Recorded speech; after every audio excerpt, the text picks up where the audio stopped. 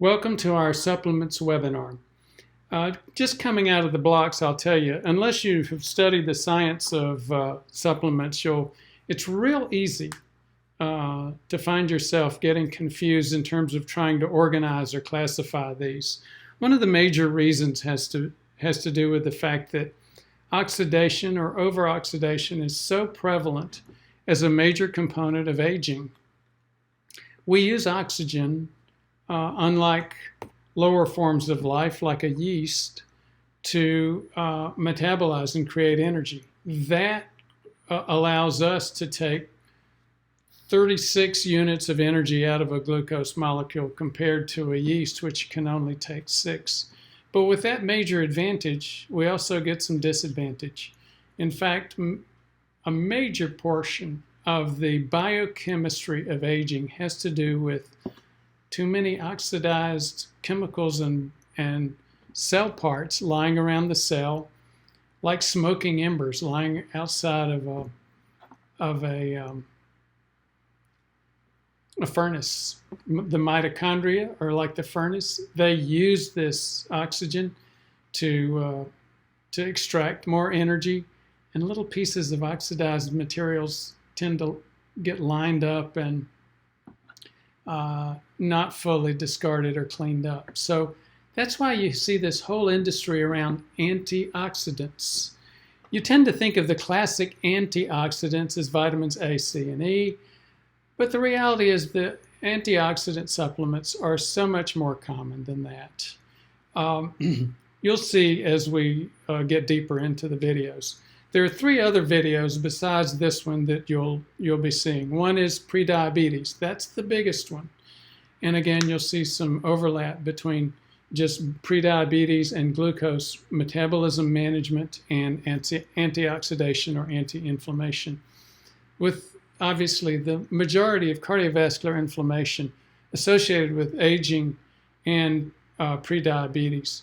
This same thing associated with glucose and its impact in terms of oxidation. Now, another thing that you'll see is, and you'll see this over and over, statements that supplements are safe, and they clearly are. That's why supplements are over the counter, and prescription medicines are required by law to be prescribed by docs.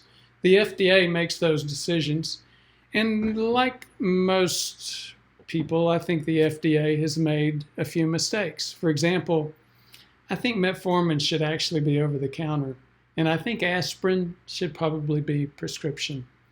But here's the thing, there's no question, supplements tend to be safe compared to prescription medications, but they're not harmless.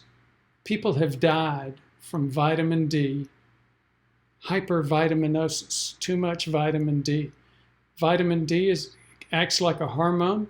It impacts the kidney. It impacts our ability to absorb calcium, and people have died from it. So one of the key, now on the other hand, people have not had, we tend to walk around with too little vitamin D.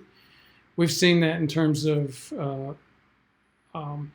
prediabetes, and most recently in terms of managing COVID, decreasing COVID-19 if you catch coronavirus.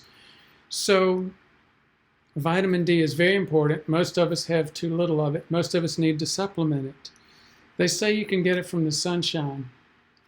Don't depend on it. Test, don't guess. And we'll get a lot deeper into that. But that's just a general thing to remember. Yes, supplements are safer, but they're not harmless.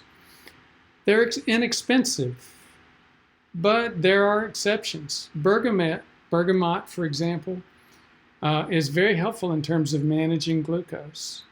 Many people would say, well, I'd rather use it than metformin. Maybe it's cheaper. It's not cheaper than metformin. It is more natural, you could say, but it's not cheaper. So supplements, yes, overall tend to be less expensive than prescription medications, but not always.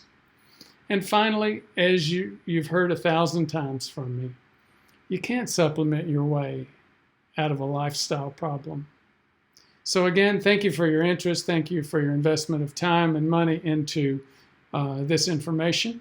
And I look forward to seeing you in the next video.